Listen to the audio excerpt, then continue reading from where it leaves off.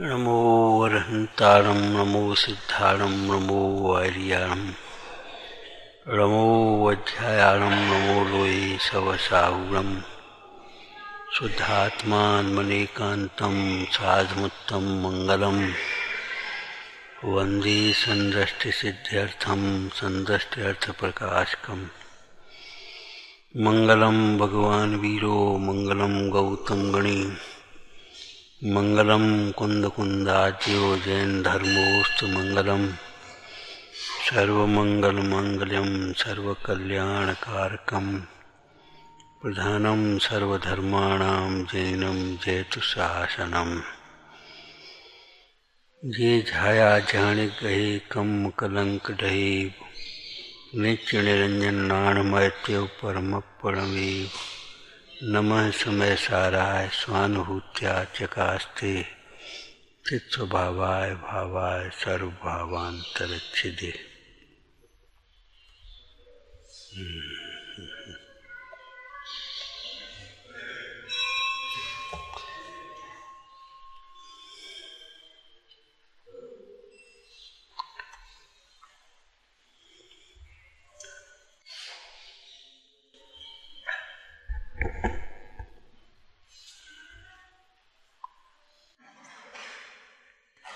समय सार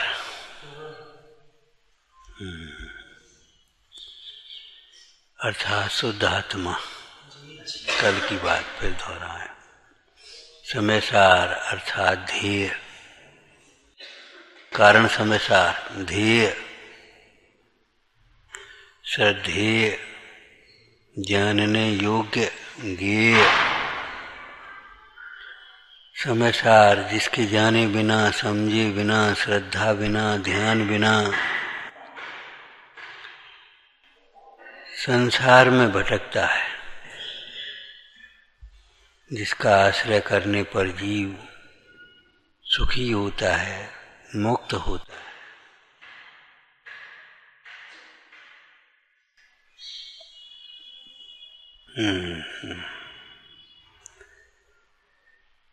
जिससे उत्कृष्ट विश्व में दूसरा कुछ भी नहीं है।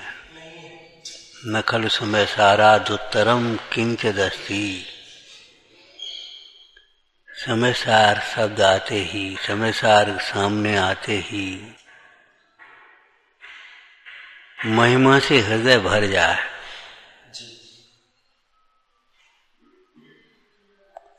अहो, इसमें तो मेरा ही प्रयोजन भाषित होता। ऐसा महिमा से भरा हुआ हृदय जब समय सार जी का उपदेश सुनता है, तब अंतरंग में ग्रहण करने की विधि बनती है।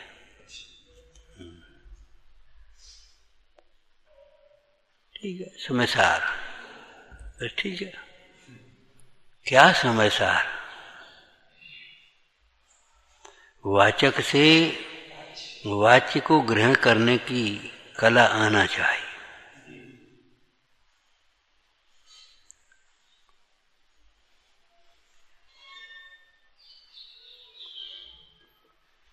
लौकिक में तो ऐसा ही होता है।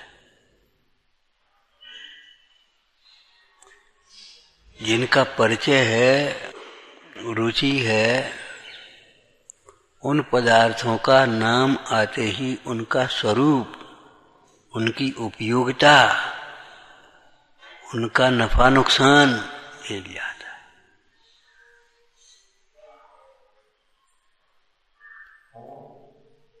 हीरा कहते ही आ जाती है। सावधानी से रखना, खो न जाए, इतना नुकसान हो जाएगा। वाह, बहुत कीमती है, कहां से मिल गया। ऐसे समय सार कहते ही, सुनते ही एक वाक्य सुना पड़ा होगा, चीरता हुआ भीतर निकल जा। जैसे एक्सरे किरण सीधी चीरती हुई भीतर उसको विषय कर लेती है। समय सार कहते उपयोग अंतर्मुख हो जाए।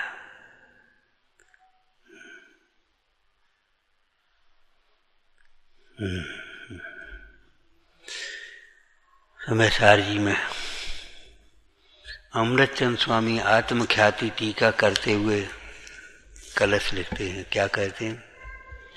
ज्ञान गेयों से न्यारा है, ज्ञान गेयों से न्यारा है, भिन्न है। यदि परमार्थ से देखा जाए तो ज्ञान स्वयं ही गेय है, ज्ञान स्वयं ही गेय है। और सचमुच जानने योग्य गेय तो ज्ञान ही है।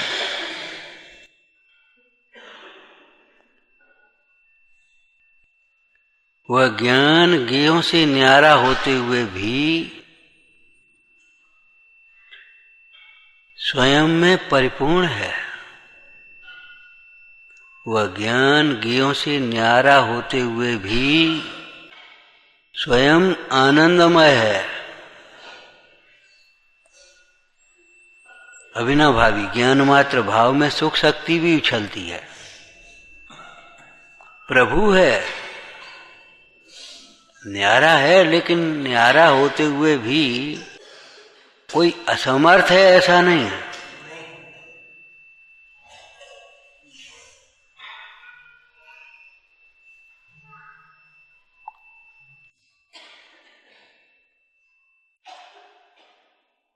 ज्ञान गेयों से न्यारा है,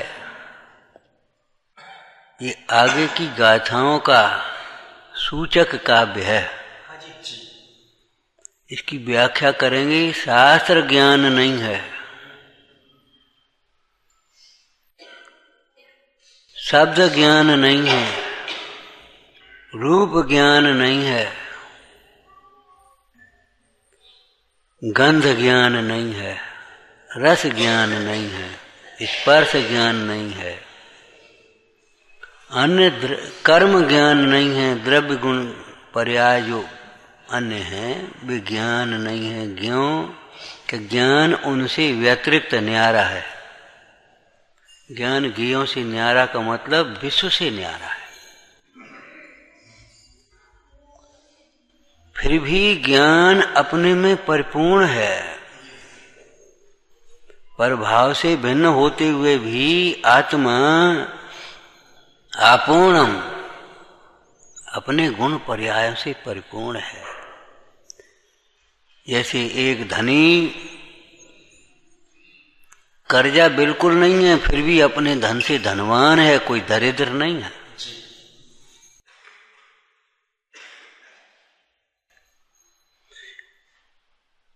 ज्ञान में और ज्ञेय में षटकारकीय स्वतंत्रता है।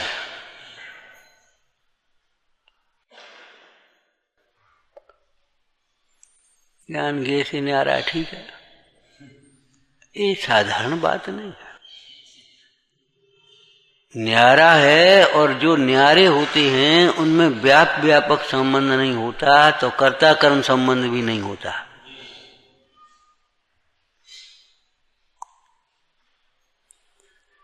ज्ञान गेयों से न्यारा है, अर्थात ज्ञान गेयों का कर्ता नहीं है और गेय ज्ञान का कर्ता नहीं है।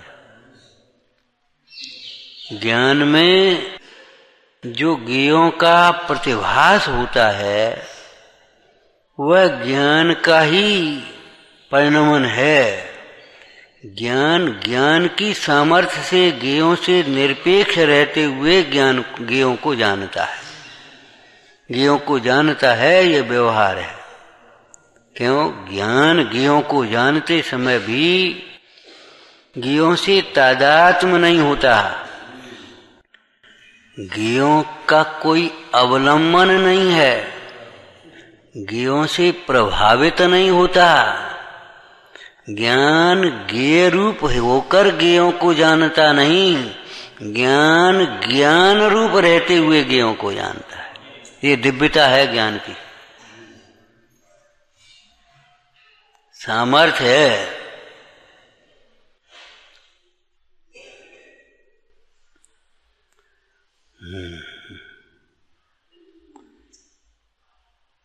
ज्ञान के लिए ज्ञेयों की ओर देखना ये अज्ञान भाव है।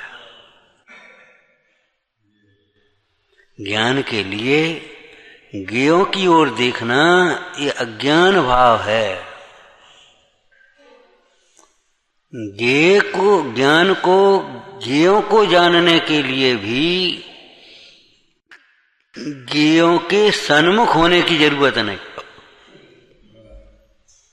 ज्ञान को ज्ञायक को जानने के लिए तो ज्ञेय की सन्मुखता चाहिए ही नहीं, कोई ज्ञेय की सहायता चाहिए ही नहीं। लेकिन ज्ञान को ज्ञेयों को जानने के लिए भी ज्ञेयों के सन्मुख देखने की जरूरत नहीं।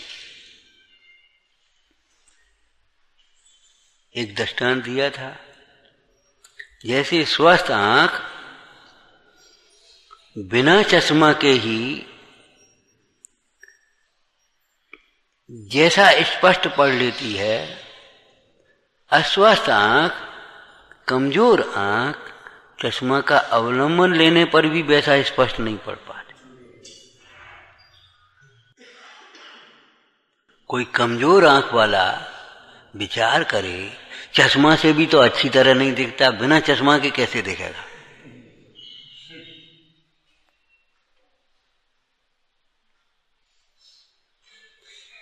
उसने आंख का स्वरूप समझा नहीं है अभी। ये तेरी आंख की कमजोरी है जो चश्मा का अवलंबन होने पर भी स्पष्ट नहीं दिखता। ऐसे ज्ञान जो स्वस्थ ज्ञान है, स्वस्थ ज्ञान का अर्थ स्व में स्थित ज्ञान है, लीन ज्ञान है, केवल ज्ञान जिसको कहते हैं। इंद्रिय ज्ञान वाला इंद्रियों के द्वारा भी जितना स्पष्ट विषयों को नहीं जानता, उससे अनंत गुना स्पष्ट युगपथ प्रत्यक्ष केवल ज्ञान उन ज्ञेयों को जानता है।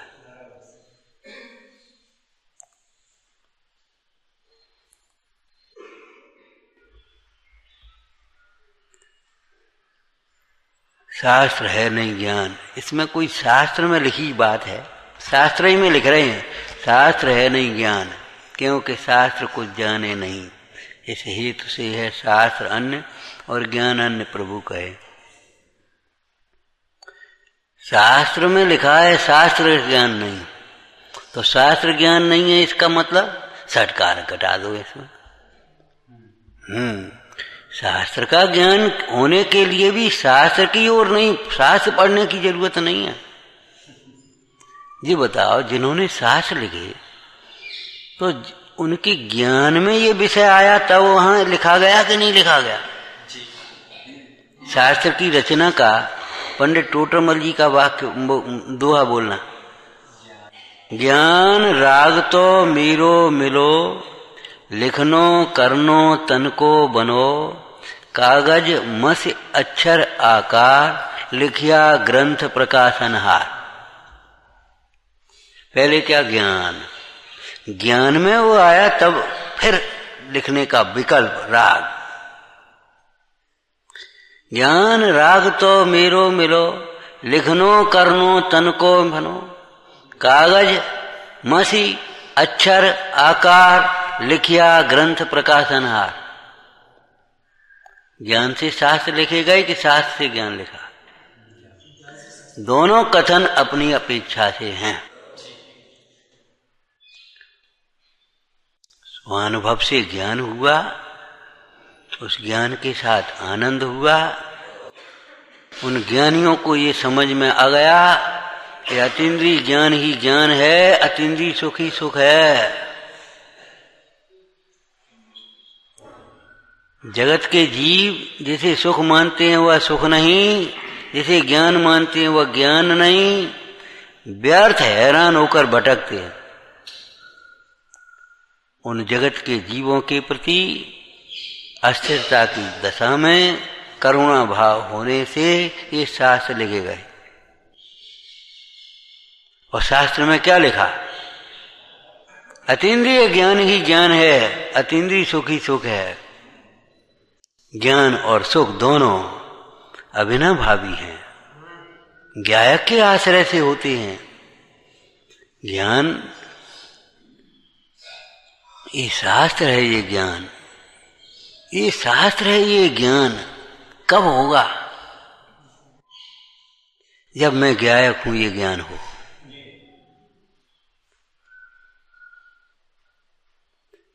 जिन्हें आत्मज्ञान नहीं है, ऐसे जगत के मोही प्राणी शास्त्रों को भी अब क्या कहें, ऐसे पढ़ते हैं, ऐसे सुनते हैं जैसे कोई अखबार पढ़ता हो, स्कूल की किताबें पढ़ता हो।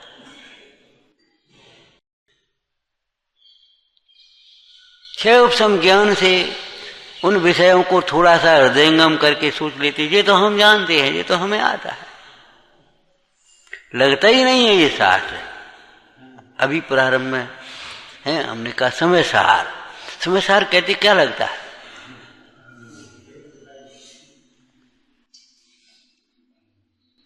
ठीक है, एक ग्रंथ है, कुंद कुंद स्वामी ने लिखा है, आज से 2000 वर्ष पूर्व लिखा गया।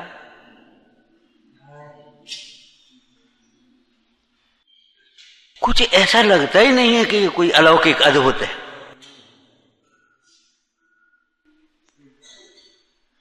एक घटना पड़ी होगी, रायचंद जी के पास जब समय सार जी लेकर के पहुंचा, डूब गए।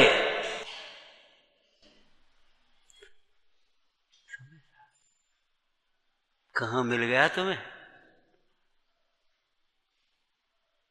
स्वामी जी को जब समय सार जी मिला, क्या अशरीरी होने का,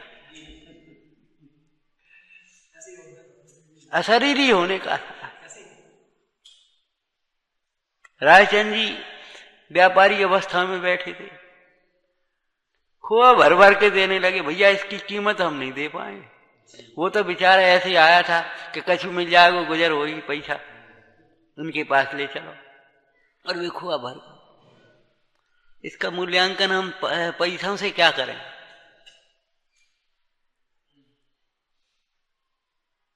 समय सार के स्तुतिकार कैसे लिख रहे हैं? बनावो पत्र कुंदनना, सोने के तो पत्र बना दें और रत्नों के अक्षर लिख दें, तो भी मूल्यांकन नहीं होता। मूल्यांकन नहीं होता, इसका मतलब क्या हुआ? तब फिर मूल्यांकन कैसे होता है ये बता, ये प्रश्न उठना चाहिए। कुशास्त्र तो ज्ञान में निमित्त भी नहीं होता, कुशास्त्र ज्ञान में निमित्त भी नहीं होता, लेकिन सच्चा शास्त्र ज्ञान का निमित्त है। परंतु किसके लिए ज्ञान का निमित्त है?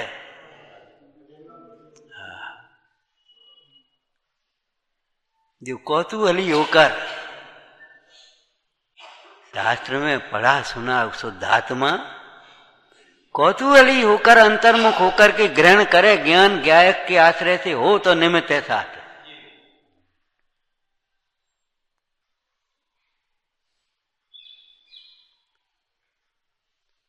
शास्त्र है नहीं ज्ञान, इसका मतलब ये नहीं कह रहे हैं कि शास्त्र पढ़ना बेकार है, शास्त्र पढ़ना बंद कर दो और अपने प्रमादी हो जा, स्वच्छंद हो जा, निश्चयवासी की तरह शास्त्राभ्यास को निरर्थक बताने लगो, ये कहने का अभिप्राय नहीं है। ध्यान रखना, निमित्त का अकर्तृत्व बता करके निमित्त का निषेध नहीं किया, निमित्ताधीन दृष्टि का निषेध किया है। निमित्ताधीन दृष्टि का निषेध किया, निमित्तों के भरोसे रहने का निषेध किया। और सही बात है, कोई रोगी वैद्य के भरोसे हो जाए तो कैसे ठीक होगा? रोगी का वैद्य के समीप जाना बहुत अच्छा है, जाना ही चाहिए, वैद्य के साथ विनय पूर्वक प्रवर्तना चाहिए, और वैसे ही व्यवहार निभाने या घूमने के लिए वैद्य के पास नहीं, अपने रोग के इलाज समझने के लिए वैद्य के पास जाना चाहिए। परंतु वैद्य के ही भरोसे रहे, वैद्य के गीत गाएं, हमारा वैद्य बहुत होशियार है, अच्छे अच्छे रोग उसने ठीक कर दिए, स्वयं लापरवाह बरते, स्वयं लापरवाही बरते, वैद्य के कहे अनुसार यदि कुपथ का त्याग न करे, पथ्य का और औषधि का विवेक पूर्वक विधि पूर्वक सेवन न करे, तो निरोग कैसे होगा?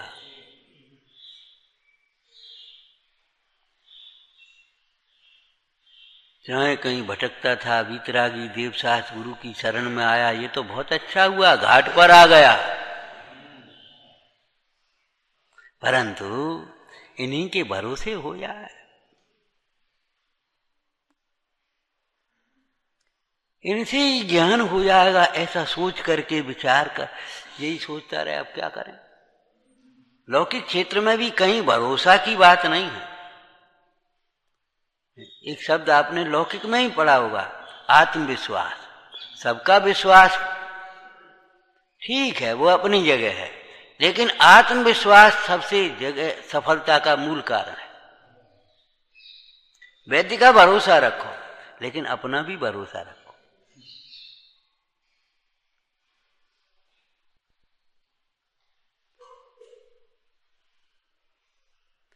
कहीं भी पराये भरोसे काम नहीं होता। विद्यार्थी अच्छे अध्यापक की तलाश करके अध्यापक के ही भरोसे हो जाए, नहीं बने। व्यापारी नौकरों को मजबूरी है कर्मचारी रखने हैं, लेकिन कर्मचारियों के भरोसे आप व्यापार करना चाहो, कर्मचारियों के भरोसे ही सारा व्यापार छोड़ दो तो क्या होगा?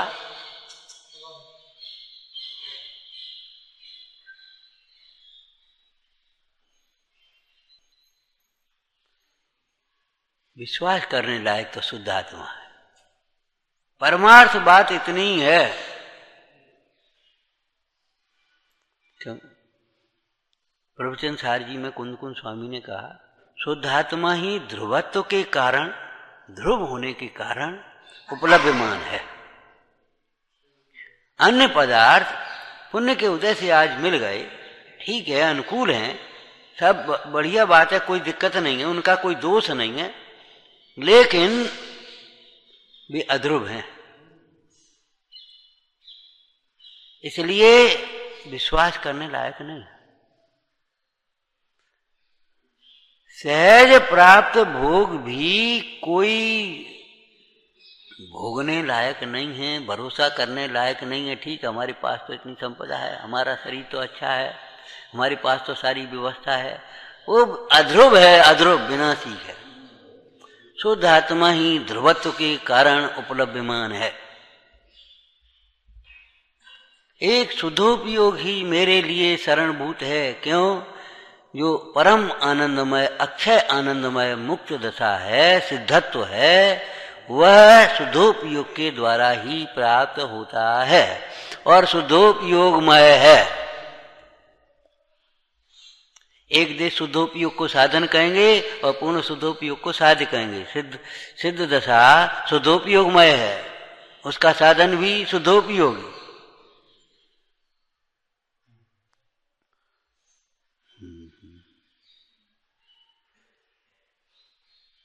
बहुत शास्त्र पढ़ने की बात नहीं है, सम्यक प्रकार से शास्त्रों का अध्ययन करके, स्वाध्याय करके, तत्वों का निर्णय करे, भेद ज्ञान करके स्वान्मुख हो तो शास्त्र कार्यकारी हैं। पंडित टोटमल जी ने रात को स्वाध्याय चला था, 2-3 दिन पहले कहा था, यह तेरी सच्ची दृष्टि है तो सभी शास्त्र कार्यकारी हैं। यह तेरी सच्ची दृष्टि है तो सभी शास्त्र कार्यकारी हैं। उल्टा कर दें तो यह तेरी दृष्टि खोटी है तो कोई शास्त्र कार्यकारी नहीं। छल ग्रहण करता है। अध्यात्म शास्त्र जो वेद ज्ञान के कारणभूत हैं, वीतरागता के लिए कारणभूत हैं, ऐसे अध्यात्म शास्त्रों में से भी कोई स्वच्छंदता निकाले या प्रमाद का पोषण करे तो बताओ शास्त्र का क्या दोष है? वो शास्त्र कार्यकारी कहाँ रहा?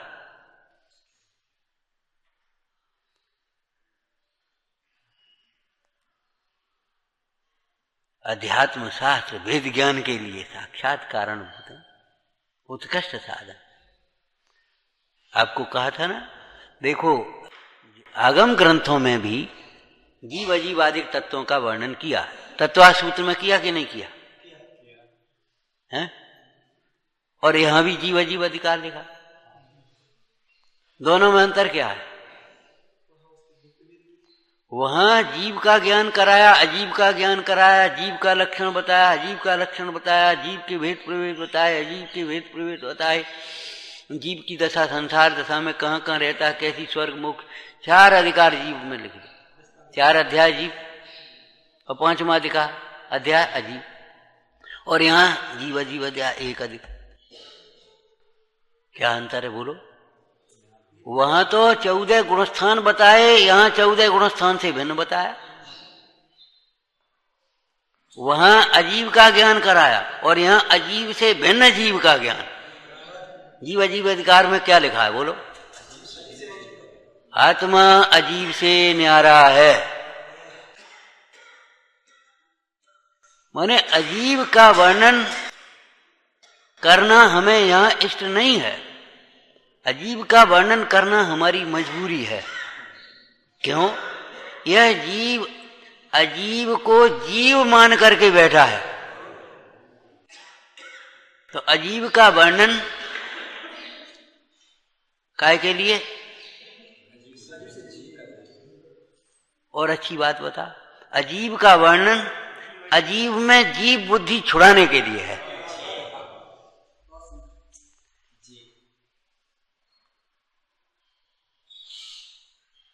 अजीब का वर्णन करना हमारी मजबूरी है। मुनिराज पद्म परम मलधारी देव ने तो एक बढ़िया लाइनें लिख दी, लोक विभाग से जानना, यहां अंतराय होगा हमारा। हम इसका विस्तार करने के लिए नहीं बैठे।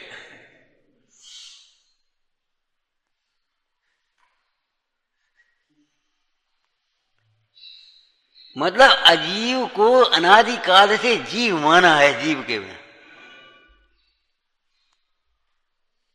कौन जानता है ये शरीर है? कौन जानता है पता? जगत के सारे मोही प्राणी यही मैं हूं ये जानते हैं। ये कौन जानता है ये शरीर है, पुद्गल है?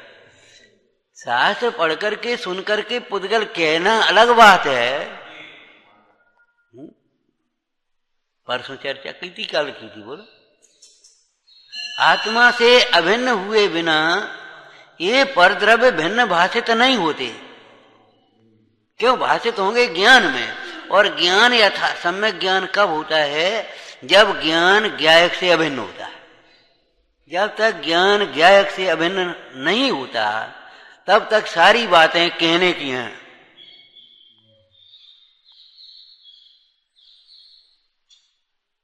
यद्यपि उनका चिंतन करने से कथाएं मंद होती हैं, लेकिन एक बात आपको चेतावनी के रूप में कही थी। देखो भाई, कसायों की मंदता होना अलग बात है और मोह का भाव होना अलग बात है। कसाय की मंदता तो अनंत बार हुई है। स्वर्ग गया है, गृह गया है, तो कसाय की तीव्रता से नहीं गया। इतनी कसाय की मंदता के साथ छोड़ छाड़ करके दिगंबर वेश अंगीकार कर दिया।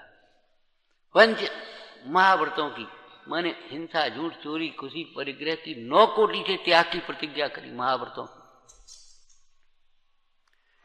खूब उपसर्ग परिचय आदि सहन करे। ठीक है भाई, अपना ही उदय है, तुम्हारा क्या दोष है? ये तो सोचा, लेकिन ये मेरे में नहीं है, ये नहीं जाना। ठीक है भाई, अब कह ले तुम, हमारे सुनबे के दिन है, हमारा उदय है, कह ले भैया जो कुछ कहने बोल। लेकिन मुझसे नहीं कहा जा रहा है, जिससे कह रहा है वह मैं नहीं हूं, और मुझे वह कहने वाला देख भी नहीं रहा। मैं तो अमूर्तिक प्रदेशों का पुण्य, प्रसिद्ध ज्ञानादि गुणों का धारी, अनादि निधन शुद्धात्मा हूं। ये कसाय की मंदता इतनी है, आसन छोड़ करके खड़ा नहीं हुआ, गुस्सा नहीं करी भीतर में, हम स्थूल रूप से गुस्सा नहीं आई, शुक्र ले क्या कर पाना, लेकिन मोह झांका था। अनादि काल से अजीव को ही जीव माना, जीव को जाने बिना। कौन जानता है ये शरीर है पुद्गल है, बोलो कौन जानता है और कौन नहीं जानता है? चाहे एक छोटे से पाठशाला के बच्चे से भी पूछ लो, बोलो बेटा ये को शरीर अजीब है, मैं जीव हूं। बाल पोथी के बच्चे को बता देगा शरीर अजीब है, मैं जीव हूं।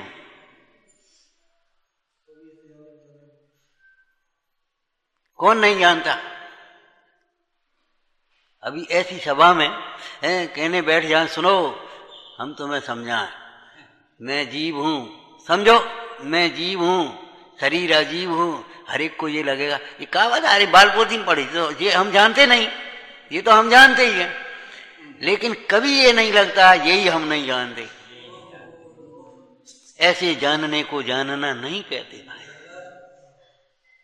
समाचार जी में जब जीव अजीब अधिकार लिखा, अजीब की चर्चा की, तो कहाँ अजीब की चर्चा है?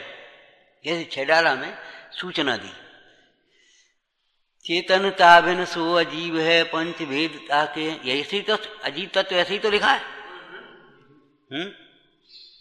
चेतन ताबिन सो अजीब है पंच भेद ताके। उदगल धर्म अधर्म आकाश काल ये चर्चा आ गई कि नहीं आ गई? और यहां जब अजीब की चर्चा करने के बैठे तो धर्मादि वे मेरे नहीं उपयोग केवल एक। इस संसार में पुद्गल नाचता है अकेला, ये पुद्गल नाच रहा है।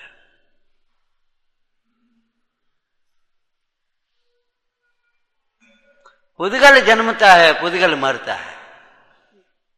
ये क्या कह रहे महाराज कि हाँ पुद्गल को मैं जानने वाला जीव जन्मता है, पुद्गल को मैं जानने वाला जीव ही मरता है। अपने को आत्मा समझने वाला जीव कहां मरता है? वो तो कुतक्का दिखा रहा है मौत को, ज्ञान कुतक्का हाथ मारे। अरे मोह ना, मैंने मोह रूपी दुश्मन शत्रु को मार दिया, मौत मेरा क्या करेगी? कैसे मारा? कि प्रगटो रूप स्वरूप अनंत जो सोहना, ऐसे मोह मारा जाता है। प्रगटो रूप स्वरूप अनंत जो सोहना। अब हमारा अंत नहीं, जा पर्याय को अंत सत्य कर जानना, और चले बनारसी दास फिर नहीं आवना। किसके बल से ये बातें लिखी गई होंगी, कहां से निकली होंगी? उतार करके नहीं लिख दी है। ग्रस्त अवस्था के ज्ञानियों की दशा है, मुंडाजों की बात तो अलौकिक है। क्यों? ज्ञानी दो प्रकार के थोड़े हैं। ज्ञानियों की जो रागात्मक दशा है वो अलग प्रकार की है, ग्रस्त और मुनि, लेकिन ज्ञानी तो ज्ञानी है। अब हम अमर भय न मरेंगे। कैसे मरे? मरे अनंत बार बिन समझे, अब सब दुख बिसरेंगे, अब हम अमर भय न मरेंगे।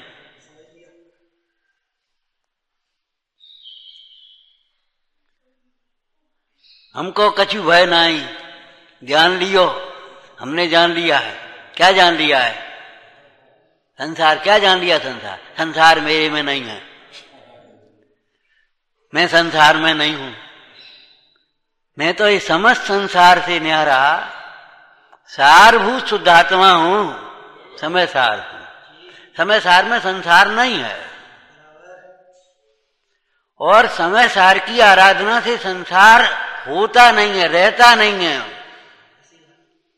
समय सार में संसार नहीं है, और समय सार की आराधना से संसार का अभाव होता है। शुद्धात्मा में, समय सार में, रे रे प्रभु, दुख नहीं, दुख का कारण नहीं, संसार नहीं, संसार का कारण नहीं। संसार का कारण कर्म, कर्म का कारण मोह राग देश। अब कहाँ है ऐसा शुद्ध आत्मा?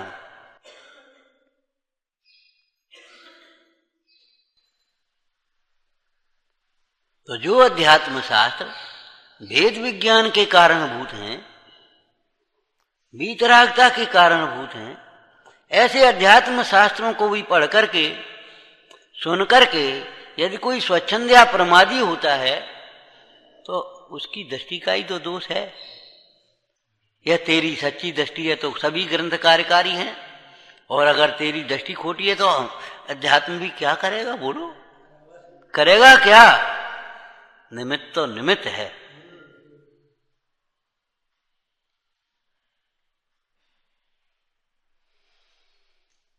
ज्ञान ज्ञेयों से न्यारा है। उसकी पहली चर्चा ये कि शास्त्र से ज्ञान नहीं, शास्त्र ज्ञान नहीं है, न्यारा है। क्या मतलब? तू शास्त्र पढ़ते सुनते ही मत अटक जाना। शास्त्रों को जो नहीं पढ़ते, नहीं सुनते, नहीं समझते, उनको तो तू मूर्ख मानता है, और कुछ शास्त्र पढ़ करके तू अपने को ज्ञानी मानता है। विचारना है, अगर तू ज्ञानी है तो विचारना तुझे अपना स्वरूप कैसा भाषित होता है। समाधि मन में कैसी सुंदर चर्चा लिखी है, ज्ञानानंद श्रावकाचार्य में कैसी सुंदर चर्चा लिखी है। मुझे तो ज्ञान ही ज्ञान सूझता है, ज्ञान में ज्ञान ही भाषित होता है। ज्ञान ज्ञान ज्ञान ज्ञान, हमारा विश्व हमें ज्ञानमय दिखता है। अमृतचंद स्वामी कहते हैं चित्त, हमें हमारा लोक चित्त स्वरूप लोक दिखता है। चित्त स्वरूप लोक वह हमारा लोक है, एक शाश्वत लोक है। इसके अलावा ये लोक और परलोक भिन्न है, उसका भय हमें कैसे होगा? हमें तो हमारा चित्त स्वरूप लोक दिखता है।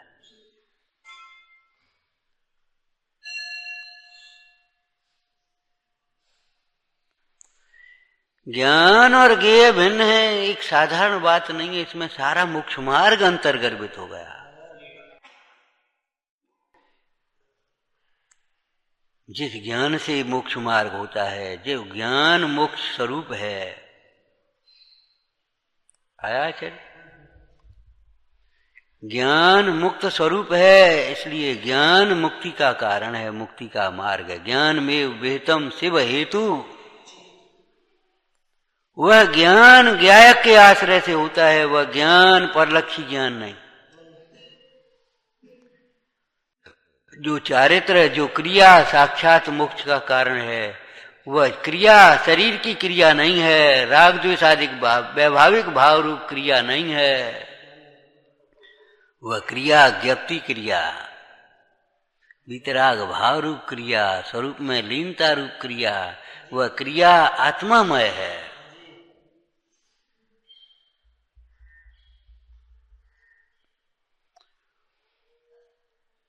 जीव अजीव भिन्न हैं, इनमें जीव और अजीव में मैं जीव हूं और ये शरीर अभिन्न है, वो भिन्न है। शरीर में नहीं हूं, ये बात समझ में नहीं आई तो अजीब समझ में नहीं आया। टोटरमल जी ने चौथे अधिकार में एक चर्चा ली, मिथ्या ज्ञानी और सम्यक ज्ञानी। छायोपसम्यक ज्ञान की अपेक्षा से नहीं है। छायोपसम्यक ज्ञान तो किसी को कम हो किसी को ज्यादा हो, उससे कोई फर्क नहीं पड़ता। और जैसे मिथ्या ज्ञानी रस्सी को रस्सी भी जाने, सम्यक ज्ञानी कदाचित निगाह कमजोर है, अंधेरा है, रस्सी को सर्प भी जान ले तो भी उसका ज्ञान सम्यक ज्ञान है। और वह रस्सी को रस्सी जान रहा है तो भी उसका ज्ञान मिथ्या ज्ञान है। सोने को पीला ही जानता है, सम्यक ज्ञानी भी पीला जानेगा, मिथ्या ज्ञानी भी पीला जानेगा। जैसे सोने को मिथ्या ज्ञानी जान रहा है, वैसे ही सोने को सम्यक ज्ञानी जान रहा है, लेकिन फिर भी मिथ्या ज्ञानी का ज्ञान मिथ्या ज्ञान है, सम्यक ज्ञानी का ज्ञान सम्यक ज्ञान है। क्यों? बराबर नहीं, अभी इतनी जल्दी बराबर अगर नहीं तो बताओ क्यों? बोलो क्यों? उस जानने में सोना पीला है, चिकना है, भारी है, इतने कीमती है, इस सोने के आभूषण बनते हैं, ये तो सब जानता है, परंतु ये सोना धूल है, इष्ट नहीं है, अनिष्ट नहीं है, सुख का कारण, इससे कोई बड़प्पन नहीं है, ये नहीं जानते।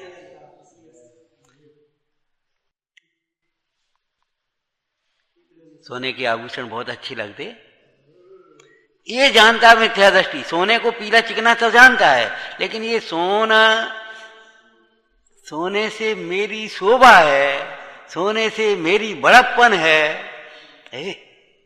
5 किलो सोना उधार, बहुत बड़े आदमी है।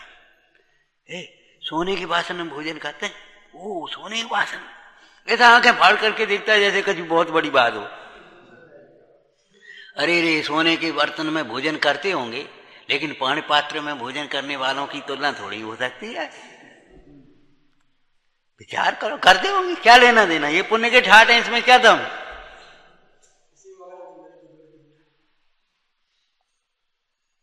ये बताओ, वे सोने से लाभ मानते कि नहीं? अगर सोना मिल जाए तो लाभ मानते कि नहीं? सोने से बड़प्पन मानते कि नहीं मानते? सोने को अच्छा मानते हैं, सोने से अपनी शोभा प्रतिष्ठा मानते हैं कि मानते? और सोना गुम जाए तो नुकसान मानते, अपना मेरा नुकसान होगा। काय आज का बात है, अरे क्या बताएं, वो यानी कहाँ रख के भूल गए वो 1 किलो सोने का वो ठहरा उधर, यानी कहाँ रख के भूल गए, समझ।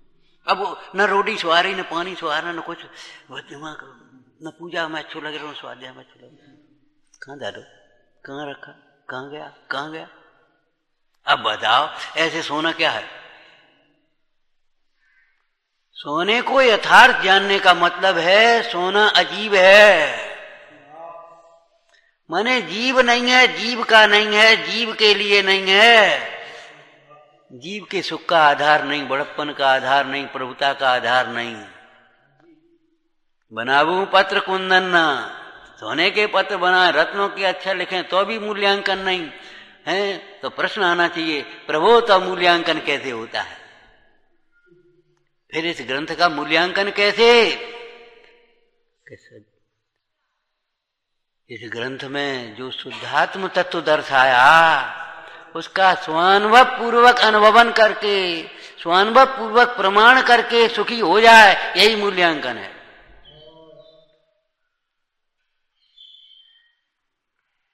महाराज महिमा कह नहीं सकते हम, जरूरत भी नहीं है, समझ जाओ, और इस ग्रंथ की महिमा को समझकर अपनी महिमा समझ जाओ, अपनी महिमा में निमग्न हो जाओ, बस यही मूल्यांकन है।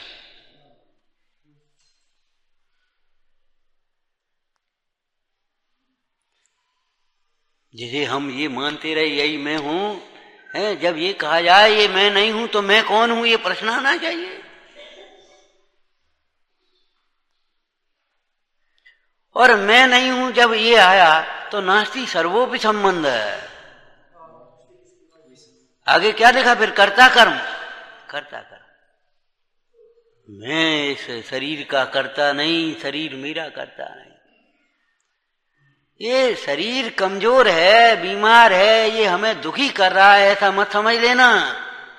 एक वाक्य याद है, बोलो, रोग के काल में भी राग से ही दुखी होता है, रोग से नहीं। रोग के काल में भी राग से ही दुखी होता है, और जितना राग है उतना ही दुखी होता है। तुम्हारे एक फुंसी हो जाए तो इतना दुख होता है, और उनके शरीर में कोढ़ हो रहा था तो भी उतना दुख नहीं। राग के काल में भी, रोग के काल में भी राग से ही दुखी है।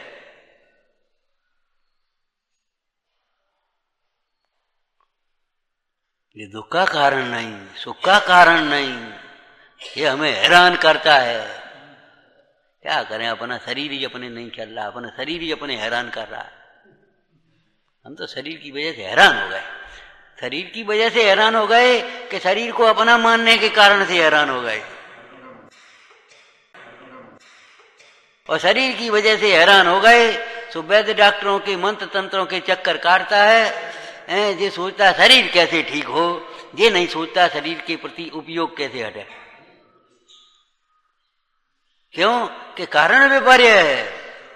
उसको जानते समय स्वरूप विपर्य है, कारण विपर्य है, भेदाभेद विपर्य है।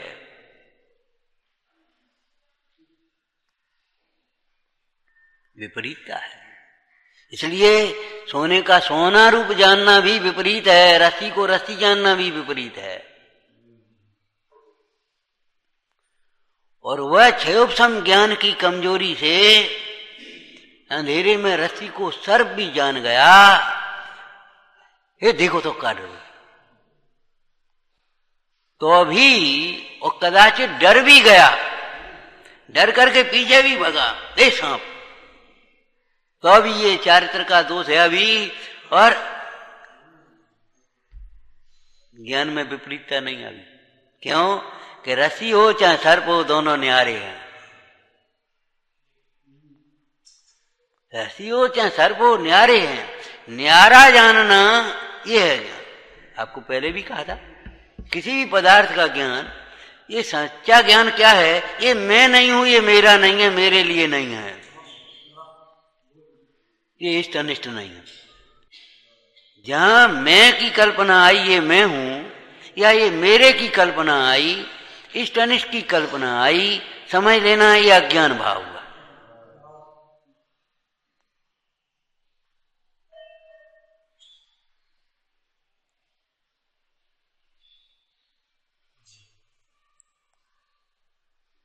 शास्त्रोता रहे सावधानतया शृण्वन्तु, सावधानी से सुनने की लिखा है। क्या मतलब हुआ कि भैया तुम सोचो हम शास्त्र पढ़ते पढ़ते ही ज्ञानी हो जाएंगे, ऐसा नहीं। अंतर्मुख होकर के प्रमाण करना, अंतर्मुख होकर के प्रमाण करना। अभी कहा था एक पहले हैं, इनका बराबर किधर देख करके बराबर कहा। एक साधारण आदमी भी ले, कितने हैं, 15,000 बराबर, ठीक है। किधर देख करके बराबर कह रहा वो शकल देख करके बराबर कह रहा है। उसने कहा 15,000 है, बराबर, ठीक है। 15,000 एक नोट कम है, जाओ एक नोट ज्यादा है। माने किधर देख करके वो बराबर कर रहा है, ये तो बताओ।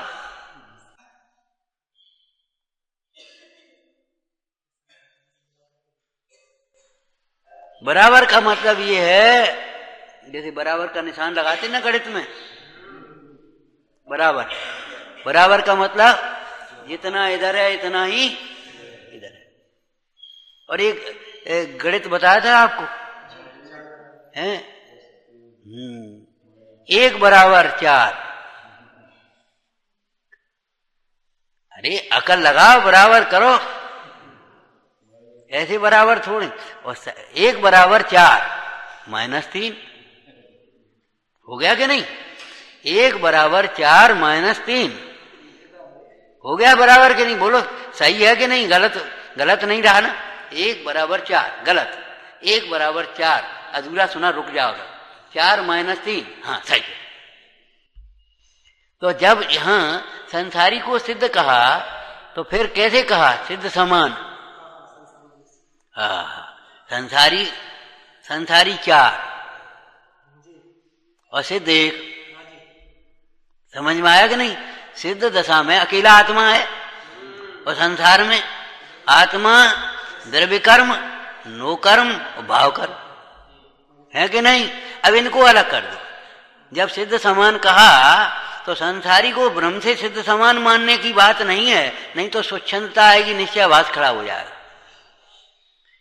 सिद्ध समान मानने का अर्थ ये है अपने को द्रव्य कर्म, नो कर्म, भाव कर्म से न्यारा समझना। ये लाइन कल भी कही थी, हैं? सिद्धत्व की स्थापना का अर्थ है अपने को द्रव्य कर्म, नो कर्म, भाव कर्म से न्यारा सहज ज्ञान आनंद स्वरूप अनुभवना। यही सिद्धत्व की स्थापना है। सिद्धत्व की स्थापना का मतलब है कि सब सिद्ध समान है, सब सिद्ध समान है। ऐसा टरकाने की बात नहीं है, खुश करने की बात नहीं, खुशामदी बात नहीं है। ऐसे तो छोटा बच्चा भी कह देगा कोई छोटा बड़ा नहीं है, सब भगवान आत्मा है। लेकिन भगवान आत्मा का मतलब ये शरीर राग कर्म राग द्वेषादिक भावों से न्यारा वो चैतन्य स्वरूप है, उधर लक्ष्य करके। अरे भाई देखो किधर काम किधर करो तो काम बिगड़ेगा। एकाग्रता चाहिए वहां भी है? ऐसे उस स्वभाव के सन्मुख उपयोग हो तब वह बराबर होता है, तब प्रमाण। हाँ बिल्कुल सही है। मेरो धनी नहीं दूर दिशांतर, मोही में है मोह सूजत नीके। क्या लिखा? मेरो धनी नहीं दूर दिशांतर है। गुरु ने क्या कहा था? तो ही में है तो सूजत नहीं। कहां भटक रहा है? कई उदास रहे प्रभु कारण, कई कहीं उठ जाए, कहीं के कहां मिलेगा आत्मा, कहां मिलेगा है। क्या करें? कोई पहाड़ पर चढ़ करके बैठ गया, कोई खुद नहीं चढ़ा रहा तो डोली में खींचे मन, डोली में बैठ बैठ करके पहुंचा, हे भगवान आत्मा आत्मा। अरे भाई तेरे में है, तुझे सूझता नहीं है। जब गुरु के द्वारा बताए गए चेतन लक्षण से उसने लक्ष्य किया तो बड़ी खुशी से क्या कह रहा है अंत में? मेरो धनी नहीं दूर दिशांतर, मोही में है मोह सूजत नीके। हे प्रभु मुझे भली प्रकार दिख गया।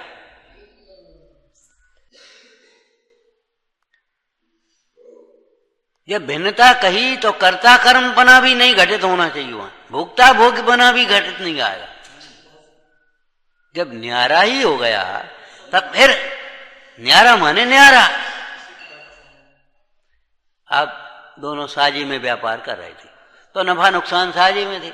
जब न्यारे हो गए भाई, अब तो न्यारे हो जाओ, अपना अपना न्यारा, अपना अपना अलग अलग करो, तो अब नफा नुकसान दोनों में न्यारे हो गए। आप चले आए, आप दुकान पर बैठे थे, आप चले आए, आप दुकान पर बैठे थे।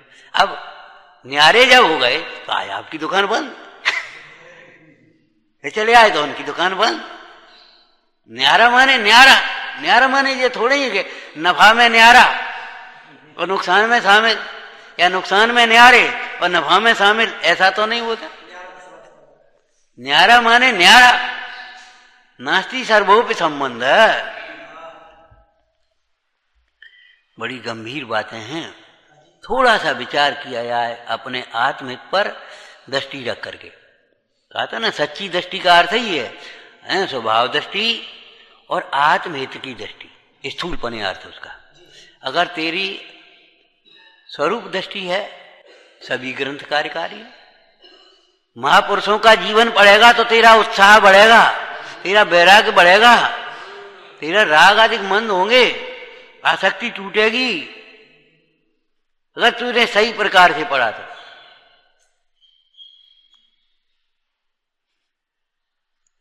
और अगर विपरीत दृष्टि से पढ़े तो उसमें से विपरीत विपरीत छांट छांट करके निकालेंगे। विपरीत छांट करके निकाला, बोलो अरे वाह जी। बताओ जो आदिनाथ भगवान नीलांजना को न देख रहे थे, वे देख सकते तो अपन क्यों नहीं देख रहे? देख रहे भाई, देख ले। वे विरक्त हो सकते तो तू विरक्त क्यों नहीं होता? जी बता। देख चल भाई, देख ले।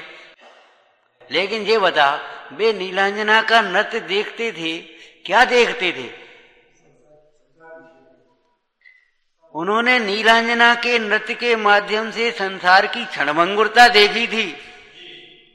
और तू क्या देखता है? नीलांजना के नृत्य में आनंद देखता है। सच दृष्टि का दोष ही तो है। दोष काहेगा? दृष्टि का दोष है। नीलांजना का नृत्य देख करके विरक्त कैसे हो गए कि संसार की क्षणभंगुरता देखी, और संसार की क्षणभंगुरता देखी तो डर जाते। विरक्त कैसे हुए कि संसार की ही क्षणभंगुरता देखी, स्वभाव की नहीं। संसार का आचरणपना देखा, स्वभाव का नहीं। संसार में दुख देखा, स्वभाव में नहीं। तो स्वभाव साधने योग्य है। कहाँ संसार में उलझे हम।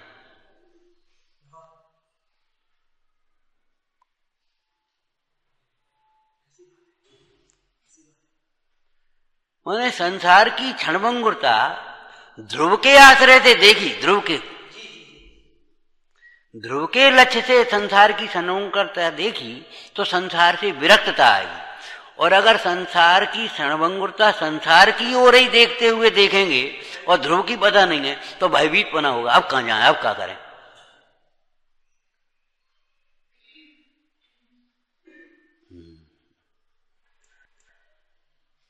लौकिक में एक दृष्टांत दिया था। देखो भाई, यदि आपको कोई भय का प्रसंग दिखता है, भय का स्थान दिखता है,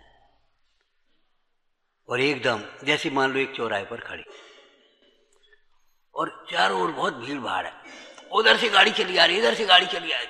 अब आपको क्या होता है, अब किधर जाएं, अब क्या करें। लेकिन अगर कोई रास्ता दिखता है सामने तो भय नहीं होता, एकदम उधर निकला।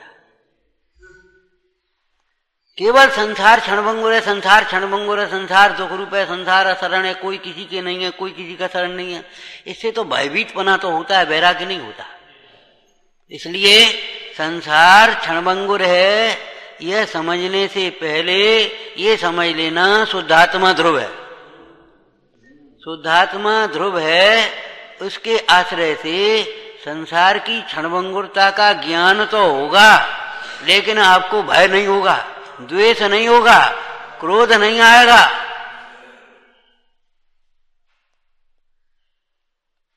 अभिमान नहीं आएगा, विकारी भाव उत्पन्न नहीं होंगे, ज्ञान तो होगा।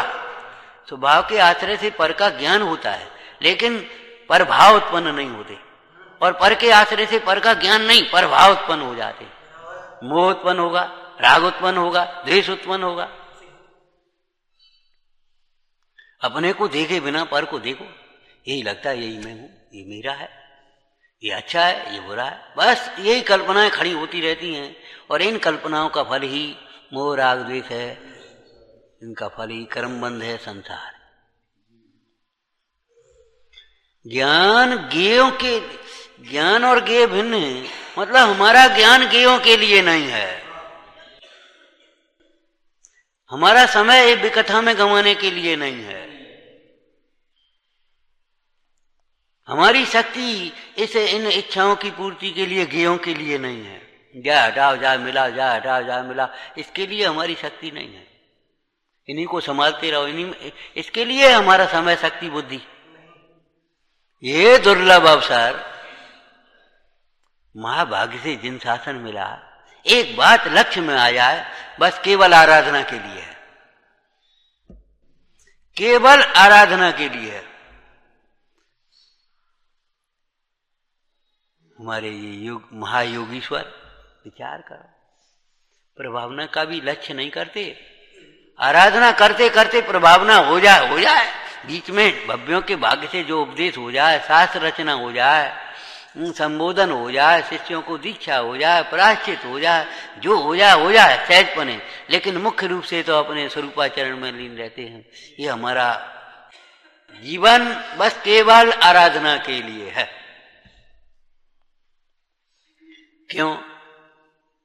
क्यों बोलो? शुद्धात्मा की आराधना ही केवल आनंदमय है, और कोई विकल्प आनंदमय नहीं है, और कोई कार्य आनंदमय नहीं। आनंदमय केवल है, साक्षात आनंदमय या आनंद के वेदनमय एक ही बात है, एक ही परिणाम है। शुद्धात्मा की आराधना ही आनंदमय है, परम आनंद का कारण है। इसके अतिरिक्त जितना भी बहिर्मुखी उपयोग है वह सब आनंद का घात करने वाला है। संसार स्वभाव से च्युत हुआ, संसार खड़ा हो गया, स्वभाव के सन्मुख हुआ, मोक्ष मार्ग आ गया। ज्ञान और ज्ञेय भिन्न है, ऐसा कहकर के ज्ञेय का अवलंबन छुड़ाया है, ज्ञेय का आश्रय छुड़ाया है, ज्ञेय में अटक छुड़ाई है, शास्त्र में अटक छुड़ाई है।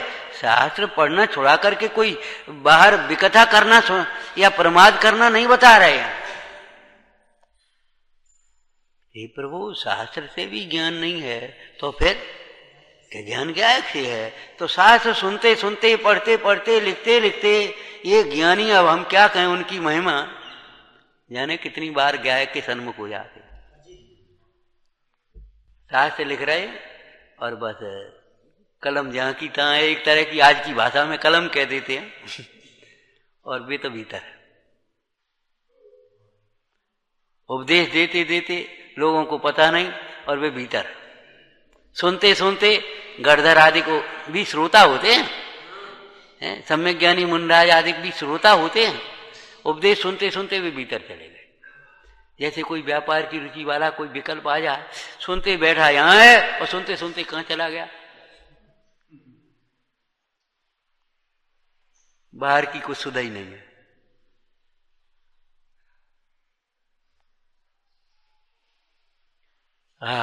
ज्ञान और ज्ञेय अभिन्न है। क्यों कहा जा रहा है कि तू ज्ञान और ज्ञेय को अभिन्न मान रहा है, ज्ञेयों से ही ज्ञान मान रहा है, ज्ञान के लिए ज्ञेयों में अपना उपयोग भरमा रहा है, कुछ ज्ञानों को ज्ञेयों को जान करके अपने को ज्ञानी मान रहा है। उस ज्ञान के बल पर तू सुखी होना चाहता है। भाई, इस परलक्षी ज्ञान के बल पर सुखी नहीं हुआ जाता। विचारना